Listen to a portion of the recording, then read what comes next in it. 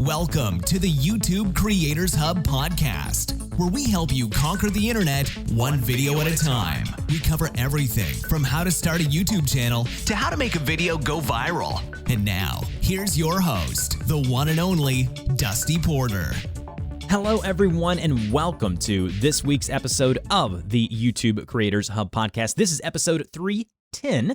If you are a new listener, what we do here on this podcast is I interview wonderful YouTube creators and I chat with them about their journey on the platform so you get a behind-the-scenes look of what it takes to be successful on YouTube and the different strategies and the different things that they've learned and the mistakes that they've made so you can learn from those as well. So if that sounds interesting to you, please stick around, listen to this one and the over 300 now interviews that we have in our backlog of the YouTube Creators Hub podcast. Huge thank you to TubeBuddy for continuing to support this show. If it wasn't for them, I would not be able to dedicate the time it takes to produce a wonderful interview-based show. So thanks to TubeBuddy. If you don't know who or what they are, you can use our link in the show notes and get a free month. That's right, a free 30 days of utilizing TubeBuddy. I promise, guys, I say this every week, but you will not regret it. Try them out. You get that free month, and at the end of the month, if you don't want to use it, you can just cancel. Or if you do, you can just keep it going and you can save yourself hours and hours per week and per month on your YouTube workflow. Also to the folks over at patreon.com/DustyPorter, if you support us at the analyst tier or higher, you will get a shout out once a month on an episode of the podcast with your link or channel of choice. We have James Adams, we have William Foley, we have Stephen Reich. I believe I always mispronounce Stephen's name and he's been a supporter for so long. Stephen, I'm sorry. I will give you a little something extra later. Joshua Griffin and Autoheads, thank you all for being analyst tier supporters or higher. You guys have no idea how much it means to me that you are willing to support the show. Thank you so much. Also, we've got some really fun new stuff in the works for the podcast. I've got some new segments that I'm thinking of bringing in. I got a couple of fun ones that'll be entertaining and make you laugh, and then I have some that I think will be very helpful as well. So got a lot of stuff coming down the pipeline. We are just getting started here at the YouTube Creators Hub podcast, so definitely stick around. Subscribe to the show. That is absolutely free. When you subscribe to the show, you'll get notified each and every Friday when we release a new episode. And without any further ado, let's jump into this week's conversation. Hello, everyone, and welcome to this week's conversation on the YouTube Creators Hub podcast. I'm joined today by Colten from the Hardware Haven YouTube channel. He's 26 years old. He's been interested in computers and technology, and he really loves tinkering around. About 6 months ago, which he just told me while his wife was pregnant, they just had their baby, so congratulations, Colten, and to your wife and to your family. He came across some old computers one day that his employer was throwing out and asked if he could take them home. On a whim, he decided to record the process of the cleaning and the upgrading and the testing, and he uploaded it to YouTube. As part of that project, he also made a YouTube short that pretty much went viral, gaining over 1 million views. That, he thinks, gave him a lot of traction early on, and since then he's continued to make content about older computer hardware and fun ways to utilize them in an attempt to inspire people to tinker with and appreciate old tech the same way that he does and has. Now he has 35,000 plus subscribers, getting 700,000 to 1 million views per month on his channel, and he is just killing it. Colten, how you doing today? Doing pretty well. Glad to be here. Glad to have you. So Hardware Haven is the YouTube channel. I think the first thing that I took note of when I went there is the simplicity of just the design of the channel and just how I love it. It's very clean. It's very just elegant. I love the way you've kind of designed your logo and the channel name and everything put together there. But then you dive into the videos and the thumbnails and you start getting into some really nitty-gritty stuff. So tell us the origin story, and I want you to even mention, as you did off air, the journey of having an older YouTube channel, what you learned from that, and then kind of what you've implemented here with Hardware Haven. Yeah, first of all, thanks for the congratulations and everything. I didn't want to cut you off. But yeah, the original channel I had that I mentioned earlier, I started it, I want to say in 2017, and I continued posting videos, I think, through 2020 or maybe just late 2019. But it was a completely different channel. I primarily did like gaming content with indie games, and I never really saw a lot of success. I think at the most I had 520 subscribers, but I had a lot of fun with it, and that was actually when I started listening to this podcast and just getting a lot of knowledge. I didn't necessarily apply some of that really well with that channel, but like I said, I had fun and then eventually moved on. But last year in December, like you said, I came across some computers that were being thrown away, and I don't really like seeing computers being just thrown away. And so I decided to take them home and, clean them up and see if I could do something with them or donate them to someone. And on a whim, I just decided I had some time off from work. And so I was like, hey, I'm going to make some videos, just kind of showing this process and what I'm doing. And it was a lot of fun on a week off just to make some videos. And so I made the Hardware Haven channel and posted those. And as part of that, you mentioned the short. There was a particular component. I don't want to get too technical with computer stuff for people that might not care that much listening to this, but there was what's called a graphics card that was in one of those computers that was just really gross. There was a mice infestation where those computers were. And so there was actually it's really gross, but there was mouse poop inside it. And so I decided, I actually almost didn't make that video. That graphics card was actually literally in a box in my car, ready to go to a recycling center. And I was like, man, I could, take that out really quick, clean it up, and maybe make one of those YouTube shorts I had seen around. And so I made that short, and I made 2 videos, and I posted them over like the next week or so. And, obviously being a brand new YouTube channel, didn't see a lot of traction immediately. But I remember I started getting a few views on that short, and I was like, oh, this is cool. There's like 100 views on this. And I actually specifically remember like running into our bedroom to show my wife. I was like, hey, there's 1,000 views on this short. And we were both just like super ecstatic and, kind of blown away. And then it just kind of kept picking up traction. And it was really crazy, honestly. I didn't expect anything like that because I don't think I did a good job. But that's kind of how the channel started and started growing. So you're telling me that rat poop may be one of the best things to ever happen for your channel currently. Yeah, that is definitely the best advice I can pass on. Just find some rat poop, document it, and go from there. In all seriousness, I love this story. I love the journey that you've gone on thus far with your channel. So I want to kind of talk about a few things here quickly before we go any further. Explain not exactly, but just an overview or an overhead view of what you do on the Hardware Haven channel. I mean, I don't want you to get too technical. I'm a tech head. I love talking about that stuff, but that's, obviously not what we do here. We talk more YouTube shop, but exactly what would people get if they were to go to your channel? Yeah, I'm very much a technical person, so I'm going to have to be careful not to it's okay. get too in the weeds. No worries. Essentially, though, I sort of had a passion for working on computers, but I also have a passion for reusing things, recycling, not, just trying to go out and buy the brand new thing, but, whether it's computers or something else, finding ways to not waste things, essentially. And that's sort of where the Haven came up in the name of the channel. And so a lot of what I do is find older computers or computer hardware, and sometimes if it needs to be like cleaned up or fixed, I'll do that. And then I really like to explore interesting ways that I like to put that to use, because I may not necessarily use it as like my main computer, but there's a lot of really cool things that I think a lot of people aren't aware that you can actually do with other computers, whether that be building like a retro gaming machine or automating your house using a thing called Home Assistant or something like that. And so I kind of like to tell the stories and show of the hardware that I'm getting and the computers that I'm getting and how I kind of restore those, and then also show people all these interesting ways that you can actually put that to use. So that's for the most part what most of my content is. And what do you do for like your day job? What experience did you have with video creation and production and scripting and just anything that would have to do with YouTube beforehand? Yeah, so I actually work in live production. I work for a church, and I kind of oversee all of the audio and production stuff there. And so that kind of helps tie into, video creation and things. I don't necessarily do video editing for any of my job, but I've had experience with. Like the audio side of things was a little bit easy because I do audio engineering for a living. But so a lot of that kind of ties in, I guess. Yeah.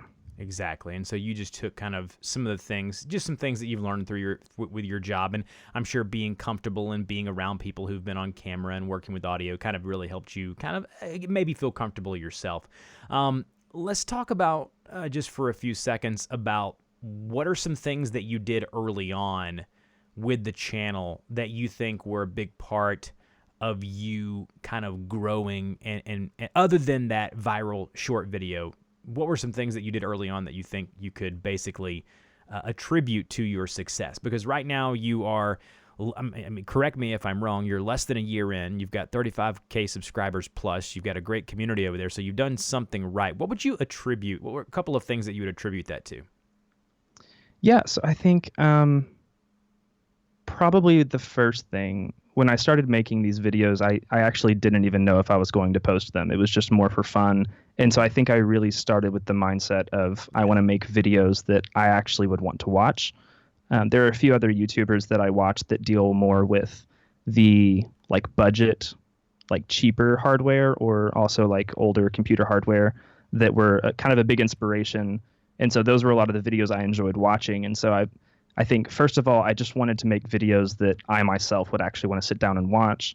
And then I think also just making content that a lot of other people in the tech space weren't really making. I think a lot of people really like to focus on like what's new, what's really fast, what's this crazy new technology. And realistically, I think a lot of people, even like here in the US where we're fortunate to be able to afford a lot of stuff, I think there's a lot of people even here, we're in a country where, people can afford a lot of these things. They still can't afford the latest and greatest.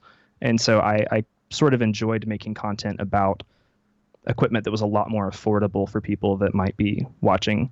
So I think those were two of the things that I tried to focus on, mostly just because that's what I enjoyed. But I think that helped sort of find an audience that wasn't necessarily being saturated by a lot of the other tech creators out there.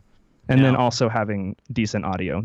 I'm an audio engineer, so I'm always going to say that. But yeah, I think that went a decent way in the beginning, at least. Definitely want to touch on audio here shortly, for sure. On the flip side of that, what were some things that you did or didn't do that you look back on now and you're like, man, I wish I would have known that sooner, or I wish I would have implemented that sooner? Oh, man. Well, I think one thing is just I was really unorganized early on. And especially, we talked briefly before about having kids and the struggles that can be. And like you mentioned, I recently had a baby not too long ago.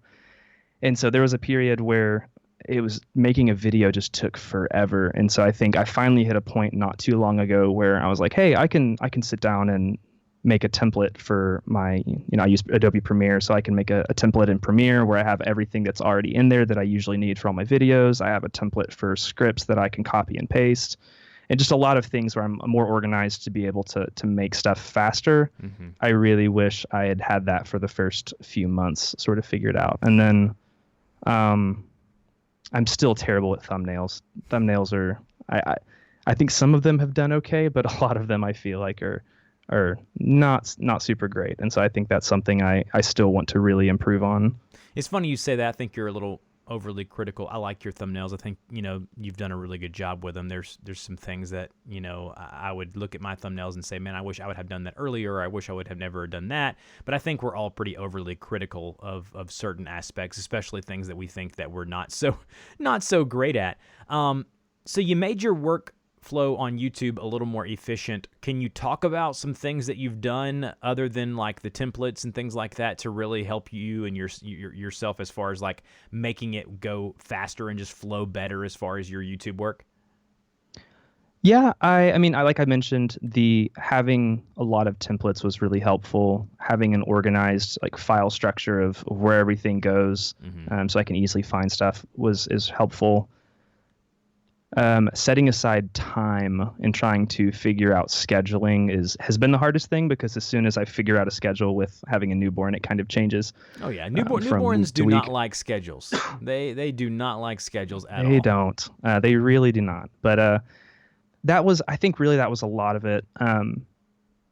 is just kind of trying to set aside the time. And then when I do have the time, having everything very organized and easy to get to so that I can hopefully cut down how long it takes to make a video, which is funny because I did that thinking like, okay, I'm going to cut down, the time it takes to make this. But then my videos have sort of consistently gotten longer and longer. So it really hasn't taken any time out of the process. It's just a little bit more efficient. But yeah, I think for me, a lot of it was just preparing things for when I did have time to start working on YouTube stuff, that when I sat down to do it, everything was right there. And I didn't have to spend a whole bunch of time looking for things, or kind of exactly what you said.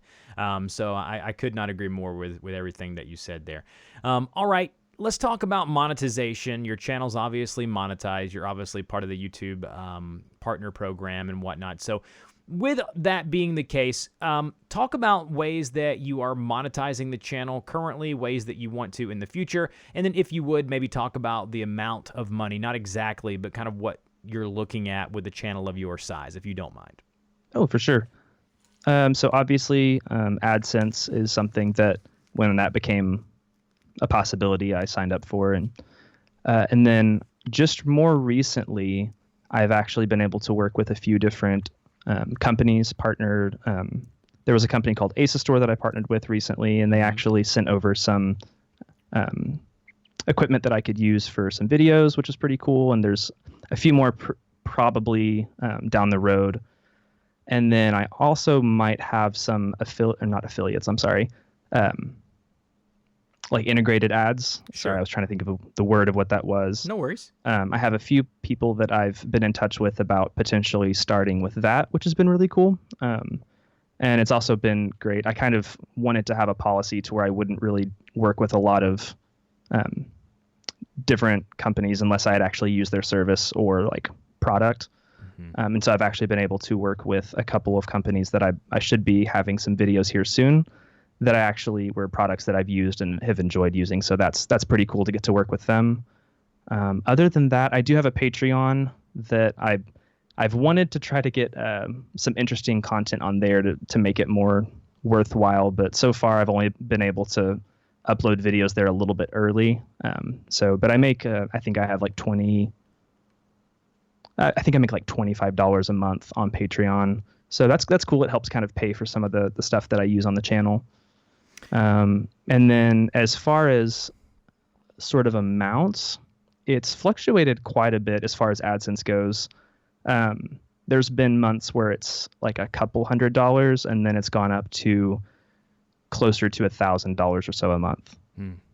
It's so cool, isn't it, that you're able to make money from the channel, something that you just started kind of on a whim, like you said there in the intro. It's such a cool opportunity and thought process to look behind that.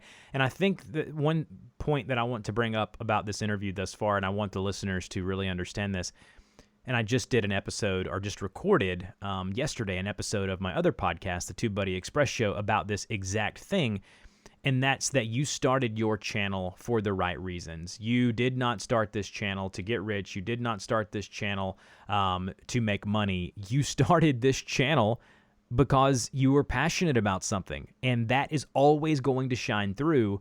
That is always going to shine through. What would how would you agree with that? Oh yeah, 100%. I think especially, obviously there was some success early on that helped. Sure, absolutely. But I think even had I not had that as sort of a driving factor, I guess I should say, even if I was getting AdSense and things like that, but this wasn't a topic that I really wanted to cover, there's like no way I would probably continue trying to do this and stay up, like, editing late nights and all that stuff if I wasn't really passionate. And so 100%, that's kind of what keeps me coming back to my computer and grabbing my phone to record and everything. So completely agree. And let's just use, for example, he talked about, a few $100 up to, a little over $1,000, $1,200 a month. It fluctuates.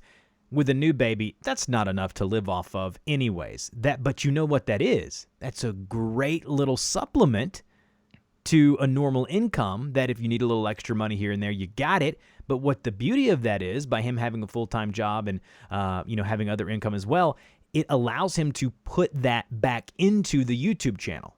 You know, you're not going to get rich quick on this thing. This isn't a get rich quick scheme. This is something that's going to take time. It's going to take effort, and you've got to put that effort in. So I love that. Colten, what have you learned about yourself? Like, what have you learned about yourself through this whole process of juggling YouTube and a full-time job and now a baby and family life? What have you learned?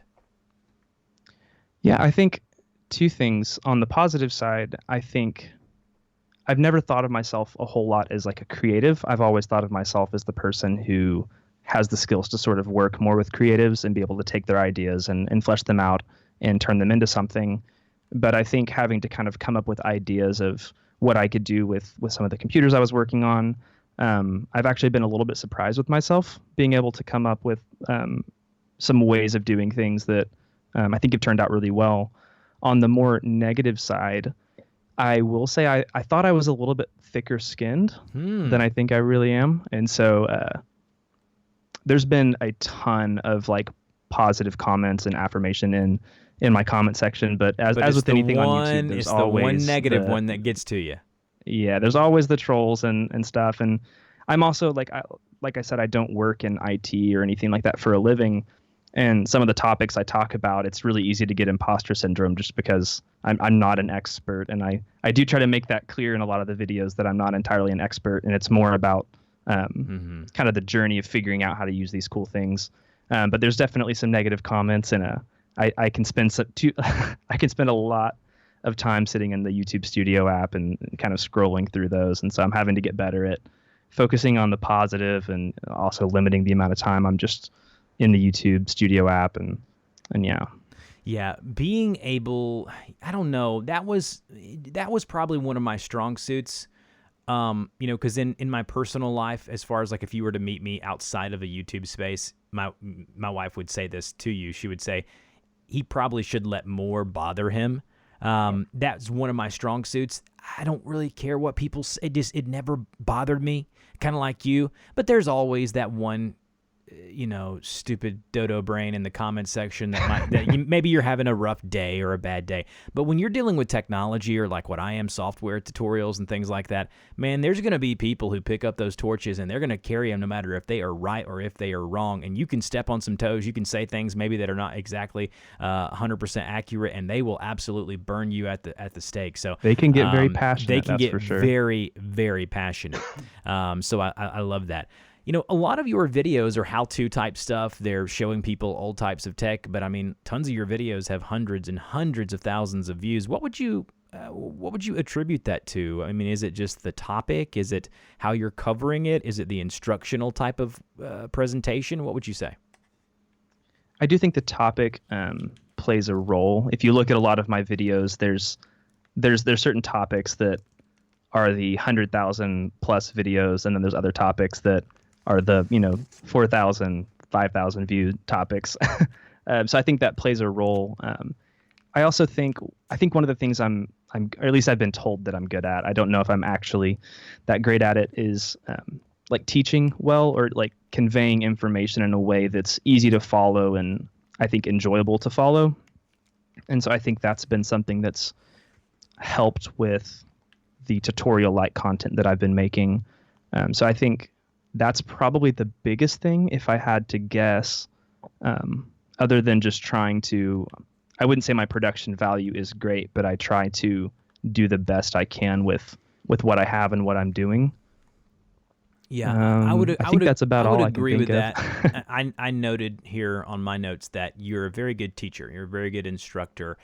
Somebody who does tutorials for a living on YouTube myself. I cannot tell you how many hours I have spent watching crappy tutorials trying to learn from them.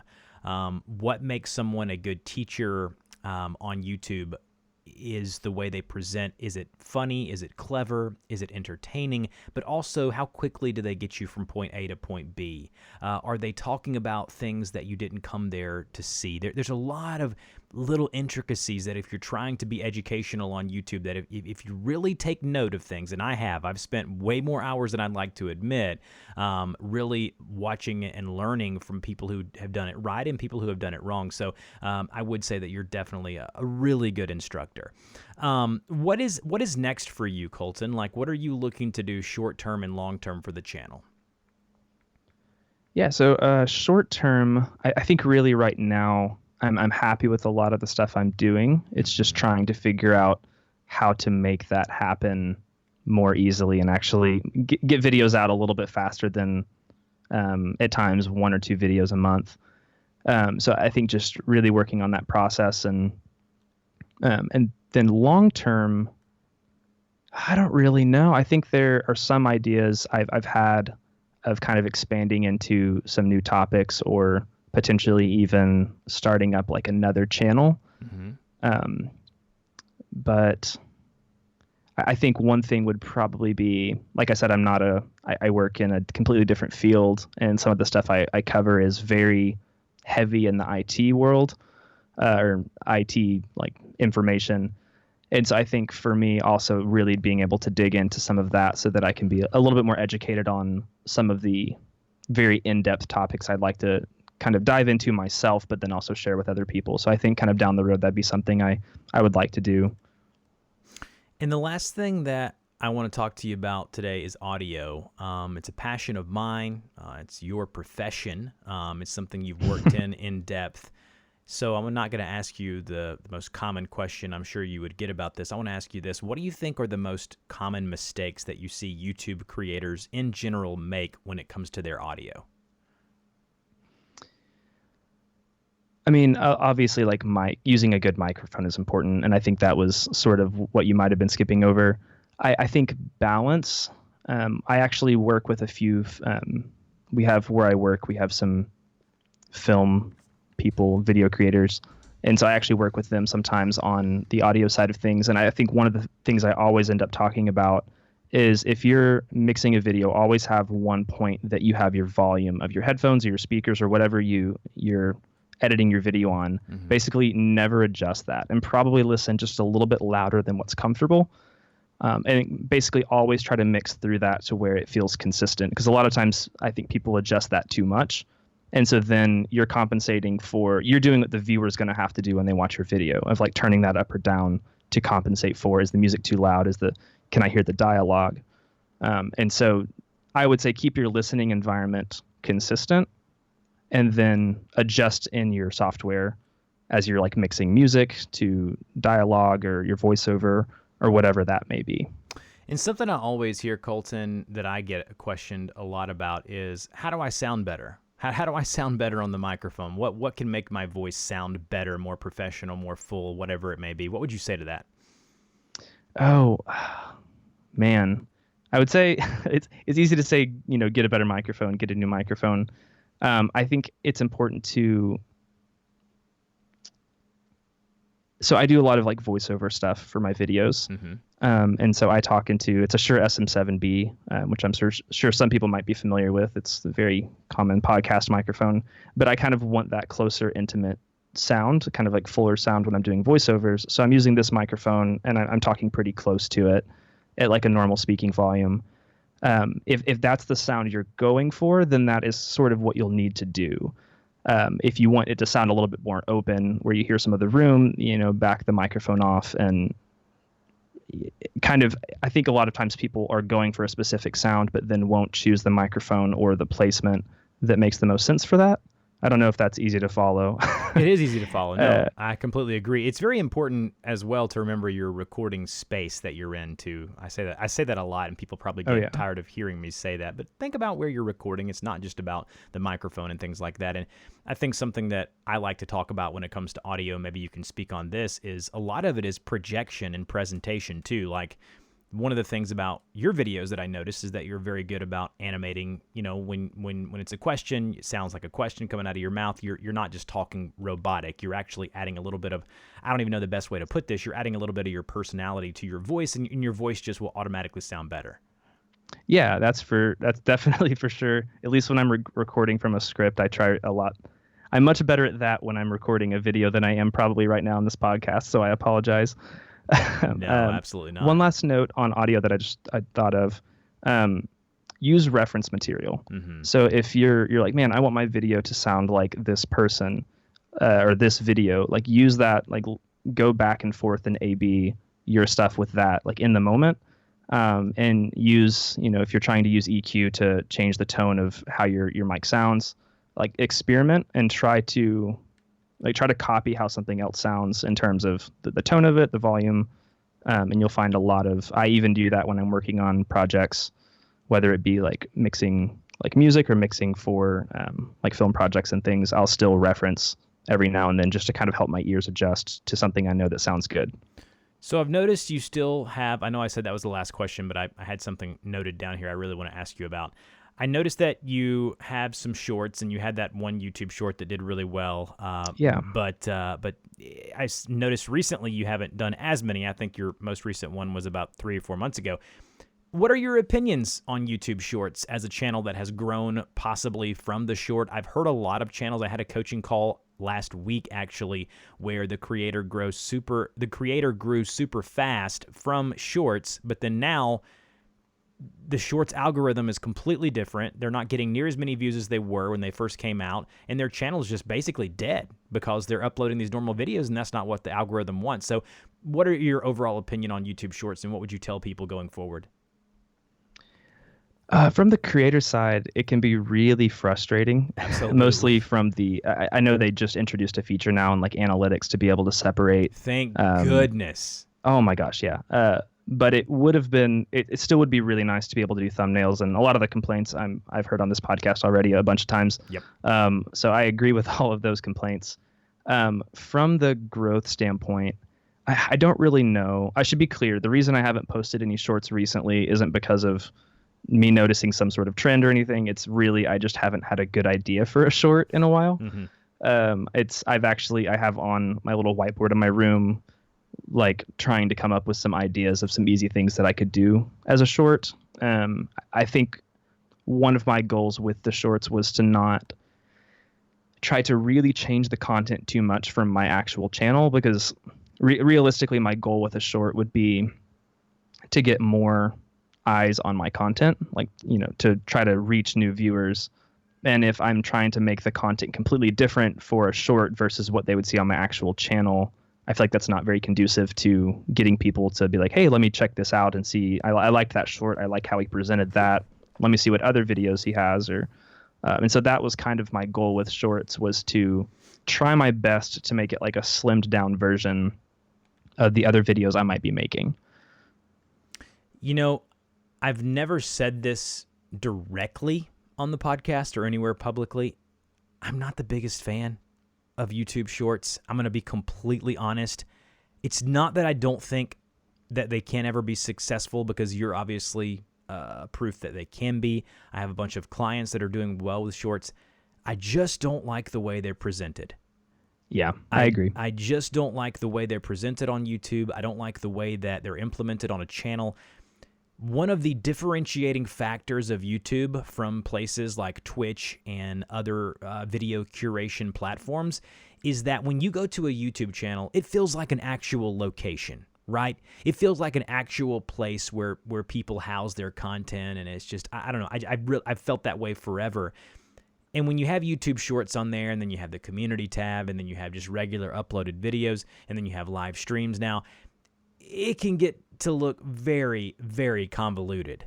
And it makes a channel not look as good as I think that it can. And I think that, they are doing some things with analytics, and they are doing some things with shorts. And I do believe that you will see in the future them go really heavy on shorts, because I think that they've seen with TikTok and other platforms that it does very well. But I just hope they find a better way to implement them within the YouTube ecosystem to where they look better and they're presented better. So I don't want folks to think, oh, he's anti-shorts. I'm not. I haven't found...